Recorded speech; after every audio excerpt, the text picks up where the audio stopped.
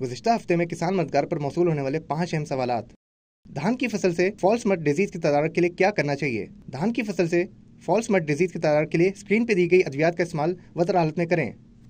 फूल गोभी की फसल से पत्तों के झुलसाव के कंट्रोल के लिए क्या करना चाहिए? फूल गोभी की फसल से पत्तों के झुलसाव के कंट्रोल के लिए स्क्रीन पर दी गई अद्वियात का इस्तेमाल वतर हालत में पानी में मिलाकर करें। बैंगन की फसल से गुलाबी सुंडी और फल वाली मक्खी के कंट्रोल के लिए क्या करना चाहिए? बैंगन की फसल से गुलाबी सुंडी के कंट्रोल के लिए स्क्रीन पर दी गई अद्वियात का इस्तेमाल वतर हालत में करें, जबकि फल वाली के कंट्रोल के लिए इन स्प्रे का इस्तेमाल वतर हालत में इस्तेमाल करें। चने की फसल का वक्त काश और शरे बीज क्या है?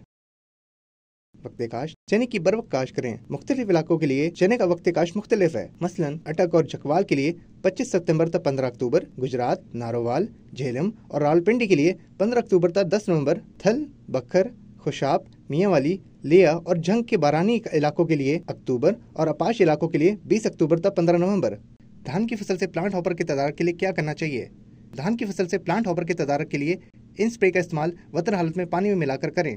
मजीद रहनुमाई के लिए किसान मददगार हेल्पलाइन पर राब्ता करें। शुक्रिया।